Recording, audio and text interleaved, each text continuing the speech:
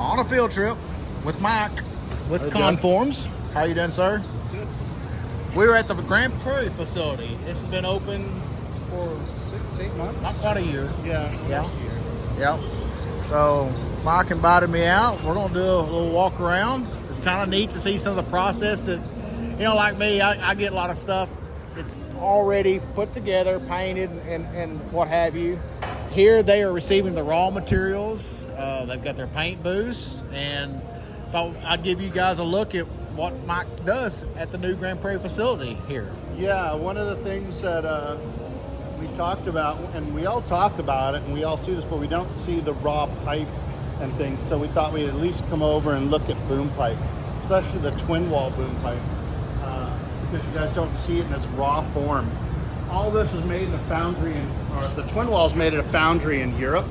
And then it goes to our facility at Esser, and Esser processes it for us. And then we get it in these lengths you see here, where we then cut it into 3-meter sections to make 3-meter pipe. Well, it's a little less than 3 meters, or whatever makeup like length we need. And what was interesting here, you can see a little bit of it here, the layers for the liner and the shell, but it's really evident here. And this is a good example. Here you can see this is broken like glass. The inner liner is through hardened. It's a super high carbon steel. So when we heat treat it, we through harden it, and then we put the shell on it. So this, if we hit it with a hammer, and so I would say don't hit it with a hammer, it breaks like glass and creates cracks. The shell is designed to protect this so that it makes sure that it doesn't break all the time.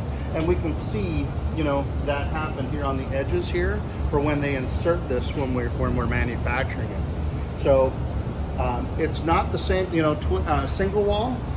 This pipe, when it's heat treated, it's super hard on the inside and gets a little softer as we wear. So when you test this, it'll be a little while for you to see that it starts to you know, get thinner. But as soon as it does, it'll start to accelerate because it's super hard. It gets a little less hard as we get out there. We call that case hardening. That way this pipe stays ductile. You can smack it with a hammer a little bit as long as you're not damaging it, and it's a lot more forgiving.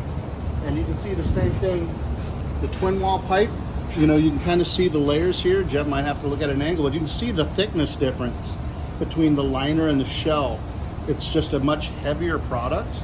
And the same thing with the single wall here, deck. You can see it's a lot thicker, and we've all picked it up and went, what the heck? Yeah, you can definitely pick up a deck pipe versus a boom pipe. And you'll feel significant weight. Yep. You know, these are another thing you don't get to see too much in its raw, you know, unpainted form. But when we manufacture these, we've got a fixture, so we put the liner into the shell, and then we weld it in a. It's a machine that does it all for us, so it welds the ends on it. So we don't buy these from China. They're already done. The vast majority of these come and we have to put the ends on it. The only ones who do not weld, you know, pretty much, are the cast elbows. You know, the cast elbows are all one piece. They're all cast steel. You can see on the wall here, we've got a lot of different material and pipe, you know, in its raw form, because generally all the boom kits are painted, so we don't do any paint generally on boom kit stuff. This used to drive me absolutely crazy. Now I've kind of gotten over it. I don't like it, but I've gotten over it. You know, when I say, hey, I need a 3-meter pipe, can I ship one right away? Jeff needs one right away. They're like, we got to paint it. The reason is, you know, we carry a lot of stuff unpainted because it could be, you know, canary yellow, Coke red, Pepsi blue, you know, so we don't generally paint stuff in twin wall pipe, you know, or any boom stuff until you guys order. Now this appears thicker than what was over there. Is there any difference between your boom pipe, your deck pipe, and what you would see on the high rises, the placing booms? Or is there different thicknesses for those? So I don't know. This might be, but we won't be able to see it uncut.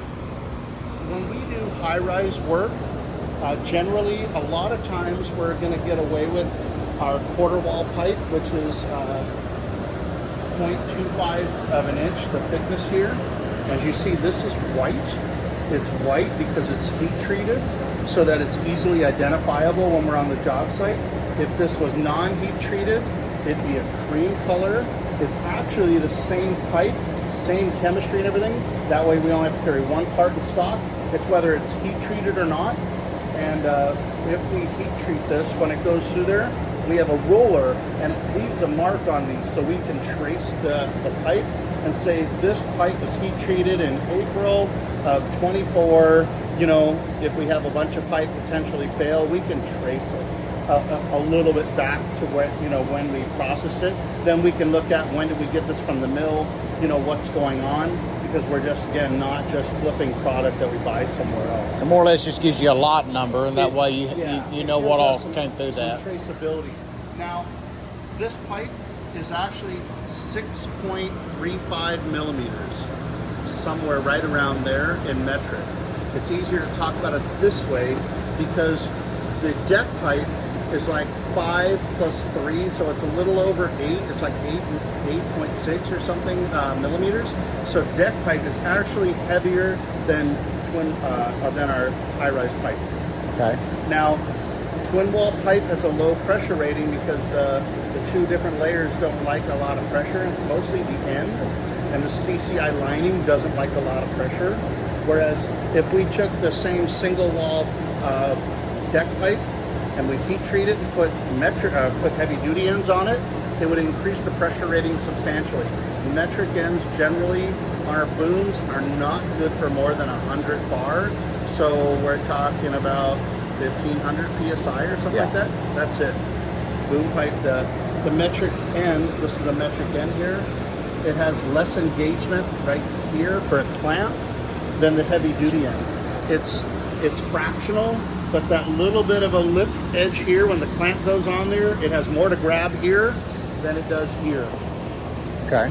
And one of the things we have to watch, and on our boom pipe in turrets and our trailer pumps in our outlets, is that everything doesn't fit together flush. It has a little tiny bit of a gap there. We can see that ring of concrete inside there. We got to make sure we maintain a square edge. So in our turrets, we look and see it's leaking and we're like, I'll get that later, I'll get that later. Well, all that grout and stuff, as it's rotating, rubs this end off. So as soon as it starts rounding this, and when we plug, everything kind of jumps. Well, when we round that edge off, it wants to jump off there, and now the pipe's blown inside the turret in the middle of a pour. It's going to be 100 degrees, 70% humidity, and we're all going to be killing ourselves to get this fixed. You're back to Murphy's Law. Right. When it can happen, it's going to happen. Yeah. So, definitely in our turrets. On trailer pumps, the same thing happens. The outlet here on the trailer pump, is here, and that elbow's rocking. Right. And as it rocks, it tends to wipe out the edge of this and round it off. So, if anything, our safety tip of the day is make sure we're watching swivel locations, turrets, where it swivels, and the outlets of our trailer pumps to make sure we keep a nice square edge. Watching your wear. If it doesn't stay square, it's probably time to change it, because it's going to break when the tester's there, the inspector's there, the project foreman's there, you're there, and it's always in the worst spot. Absolutely. So we wanted to do everything here. Oh, we have our welding station here. Let's see.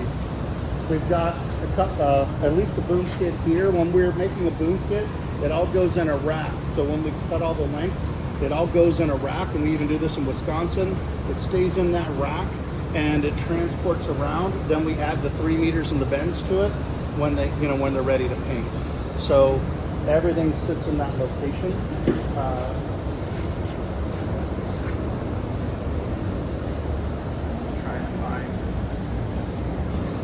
You have a weld end cube with the gasket in it? With a gasket. You just use them?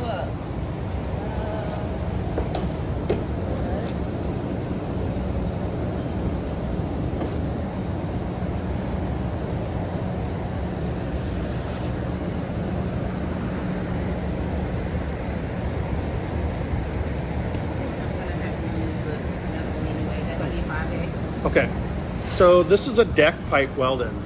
One of the reasons why I can tell it's a deck pipe is that the pipe is so thick. This is the end that's counterbored. Here, the pipe fits inside here. The metric end is lower than this, so if we put a straight edge on here, it's higher. So sometimes when you're staring at it, when it's laying on the ground, look at this raised shoulder. And if it's higher, the pipe's thicker, so we have a better idea of what's up.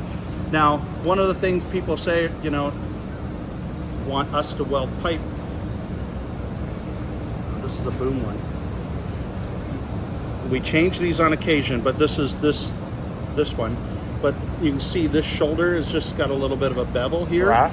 But if it had a shoulder like this shoulder would be about equal to this, because the pipe is, you know, got less of an OD. Again, neoprene gasket. Why the neoprene gasket? Let's walk over here a second. One of the things that we do is the pipe goes inside here and gets pushed into place. This pipe is full of water basically when we're welding. So when you guys weld at home and you weld in this area where the weld is, it's what they call the heat affected zone. The hotter you weld, the more you change the heat treating inside there, or the hardness. It softens it up because it's not done properly to maintain the hardness. Since we fill this whole thing up with water, it's basically cooling as soon as it's welded because the water's inside. It's not holding the heat and building up. We're using, you know, this technology here where we're doing smaller welds, introducing less heat with a ton of water to control that heat to have better welding. That's why we get a more consistent, better quality weld than you'll see at some of these other guys. So us farm kids, they're throwing them on there with a 6011 rod and shearing up the pipe as we're going along. We're not doing a very good job that way. You know, I mean, like we did, you know, back in the day before we really worried about all this stuff. It's, you know, burn it in heavy, make sure it doesn't come off. Make sure you get a good seat in it. If we walk over here real quick.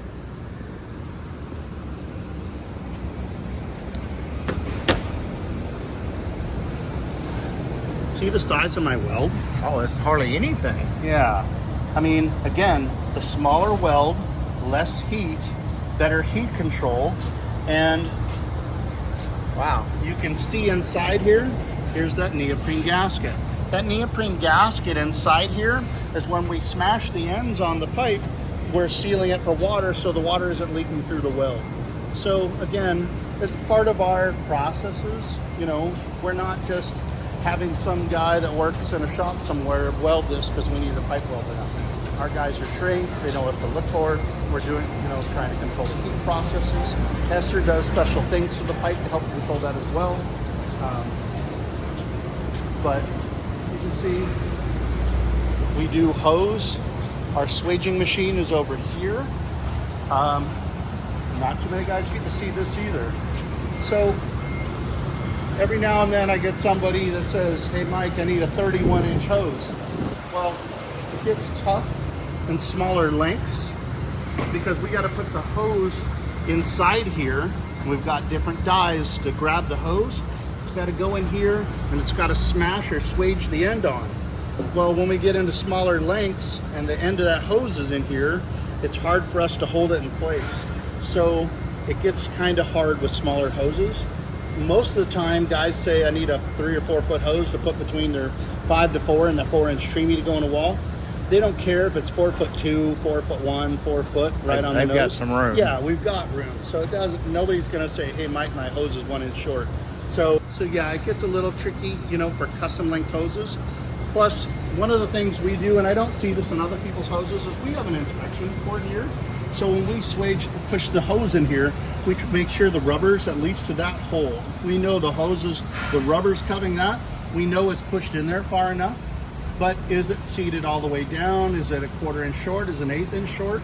So hose is sometimes not an exact science. The guys do really well at making precision length hoses, but they do float a little bit. And to give them an idea of how this is made up, I mean, this is it looks like a 2-inch to me, probably. Yeah, probably. And so this will go inside of your hose. So that's what you have inside the hose. And this is the piece they see on the outside that gets crimped on. So that gives you an idea of what's going on there.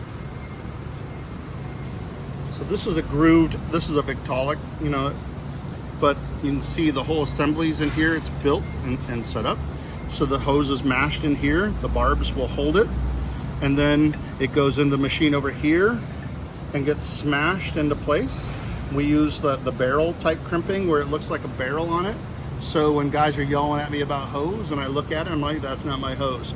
You know, 95% of all of our hoses are made the same way with the swaging, whereas we have very few hoses that have a complete swage around the edge.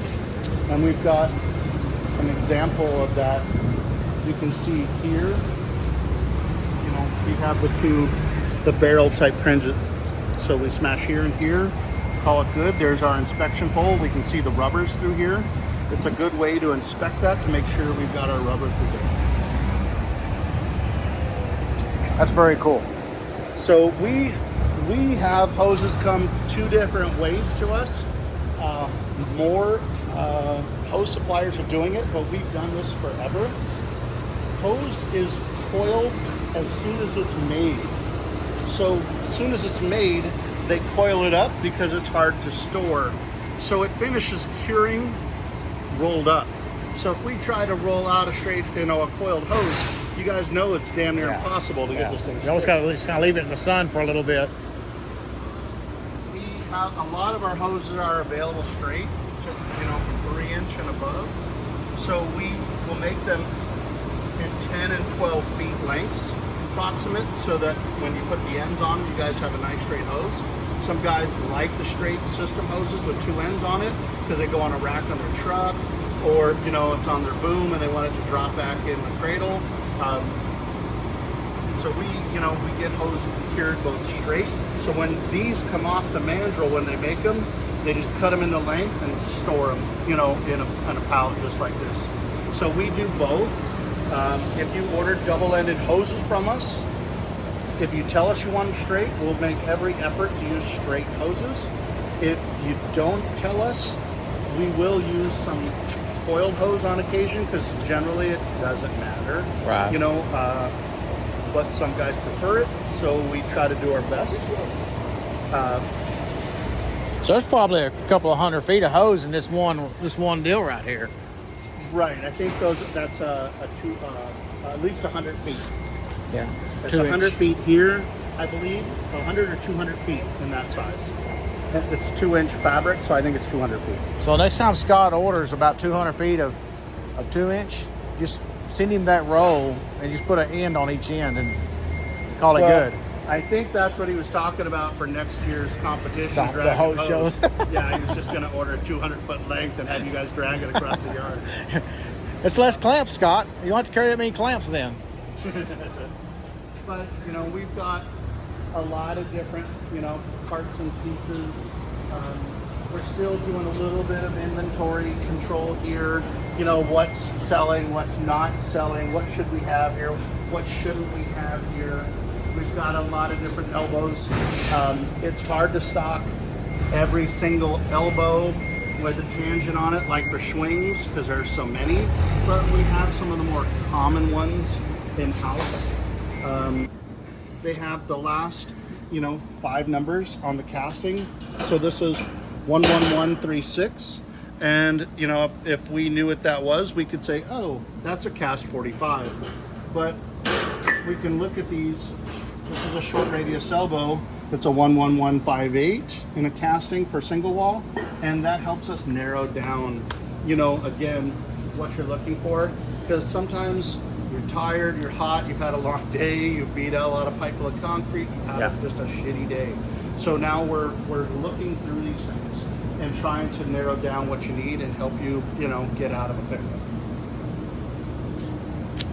That's awesome. It's cool to see all this stuff in its raw environment, because I always get it in a painted environment. Right. And to see the links and how they come together and all that kind of stuff. The crazy thing is at our Port Washington facility, we've got dozens and dozens of fixtures to make all these cool little pipes and check the angle and how it's set up. And we've got all these cool tools and weird ends and all these things there, you know, that we make all this stuff. And we have a big facility, but what we do in that facility is absolutely crazy. You know, the amount of stuff that we do. We make, you know, some of these reducers we make in-house. We get them as straight steel, and we have a mandrel that can make this. Now, some of these we've taken back to the mill because the mill said, hey, you know, we can make that for you this way, and, you know, so they can do more work for us. Okay. You know, we had them do some. They tested okay for us. We were happy. We have them make it. But a lot of our 6 to 5s and things for boom reducers, we do in-house. You know, we've got the tools. We've got the people. We can do it, and we do. And you have I saw in one of Scott's recent videos, he had I call it a lay flat hose. I don't know what the technical term for it. Mike's and I've been laughing about what the layman terms are for some of this stuff and what their technical terms is. Right. But this hose is a special material that's designed to hold pressure. So if we see on here, this is rated at 86 bar. Everything we sell is CPMA certified. CPMA sticker here, which means that it has to be labeled with the pressure, the weight with concrete per foot, and what it is. DN 100 is 4-inch. So this has got a pressure rating, the weight, describes, you know, the diameter. A lot of guys are using old fire hose or something like that, but it's not rated. And if something bad happens, you know, it's not rated. And this material is very pliable. I don't think we have any loose. We don't crimp this in Texas yet. But this material is very easy to bend, and it's designed to slow the flow of the concrete down as it goes through there. So I think Scott was doing ICF. Was he doing insulated? I think it's some block walls. Okay, so even block. You know, the concrete flops down of our boom pretty fast as it goes through the tip section, hits those 90s, and comes flying down at 12 foot. Well, this hose collapses because it normally wants to stay flat, slows down the flow so it doesn't have as much impact on the block wall, the cells, the styrofoam, maybe a column that they're doing with it. Well, you get some engineers that worry about the vibration of getting the rocks to segregate from the mix, so that would help. That would help that. A lot of guys are using this instead of steel lines inside of the wall. They're using this as a tree meet to get down inside the wall, so it's staying consolidated till it gets to the end of the hose. The bad thing is that this stuff gets coiled up. So you know, you gotta. I tell customers when they get it, if they've got a space in their yard, lay it out flat, let it sit there flat. Because otherwise it looks like a fish hook, you know, when you first use it, but it straightens right out. But you know, sometimes we're getting in there between the rebar, it sort of stinks, you know, right there. So guys, what we was talking about, the CPMA, you'll see these on your pumps and things like that. That is an independent source that helps, I guess, regulate the safety of these items, right, and all our pumps. Concrete Pump Manufacturers Association, how I tell it is, they set some standards to everybody to follow, their safety standards and everything, but they verify. So the thing is if we just said, it says it's 86 bar. Well, if they audit this and say, show me, we have to show them test data that this will hold a minimum of 86 bar at a 2-to-1 pressure, and it's labeled. Those are their requirements. So they have minimum standards, you know, like we want e-stops on your pumps in certain locations. You know, they want the remote controls to be maybe a certain way. So they've got a lot of different things. I don't know if I'm being exact by all of them, but basically CPMA verifies that these things are what they are. We don't just go, this looks like it should be rated at a 100 bar. Let's just put a sticker on it. No, we have engineering data, we have testing data, we can put it in a tank and blow it up. We make sure that what you get is rated for what it is. Cool. Cool. And that's for our safety, our and our customers. So you have to think about both of us when we're out pumping. That, you know, that somebody is helping us regulate what's being brought out to us and what we're using, because we want to be safe, and we want our customers to be safe. And for any of our products, you know, since we're making them, we can say the 6 to 5 reducer. Cannon. Wear it That's down the cannon. The cannon. We can wear down the cannon to this minimum thickness before it's not safe, and we can tell you where to measure it. So most likely this would be measured right here, because sometimes it's a little harder to get inside here. But we can give you the data on anything we sell. We're not just putting a sticker on it. Like I said, part of the CPMA thing is we have the data to support it. Sometimes if it's a little weirder part, like if I went to my engineering department and said, I need a minimum thickness for this, you know, they'll come back to me the next day potentially and give me the data.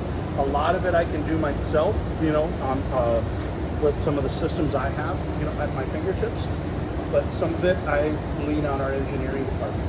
We don't just say, well, what do you want it rated? Here's a sticker. Wow. We have data behind what we do. That's cool.